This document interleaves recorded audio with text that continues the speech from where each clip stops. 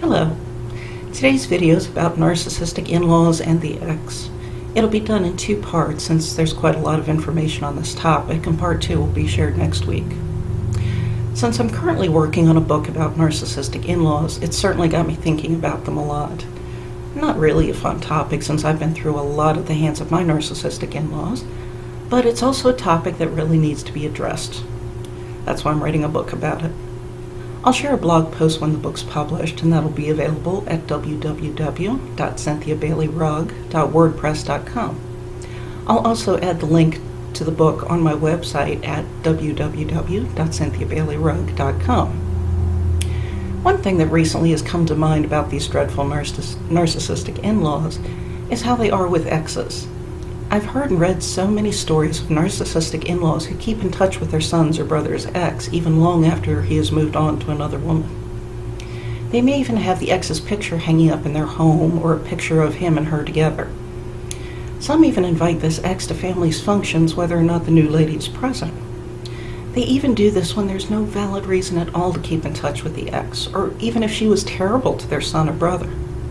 I've been down this road. A woman my husband broke up with in 1991, a few months before we met, is still a bigger part of my in-laws' family than I've ever been. In 1997, at an in-law family party, my two sisters-in-law spoke to me a lot about her. They talked about what a great person she is and how they should hang out with her soon. They never wanted to hang out with me. They also said all of this in front of me with no one else around. In true narcissist form, they wanted no witness to their shenanigans, I assume. Not long after we were married in 1998, my mother-in-law also told me how very disappointed she and my father-in-law were that my husband married me instead of his ex. Over the years, I also learned that at least one of these sisters-in-law of mine not only keeps in close contact with this person, but keeps my husband abreast of everything that's going on in her life. Then we ran into this person in a store about 2 months after my husband's father died. Like it or not, I had to deal with her myself. I saw how very comfortable and friendly she was with my husband, and it struck me as painfully obvious she had seen him recently. Later I asked him what was going on with her. He told me that not only had she been to my father-in-law's recent funeral, but also my mother-in-law's, and she even took one of her sons, with her current husband by the way, to visit my mother-in-law in the hospital.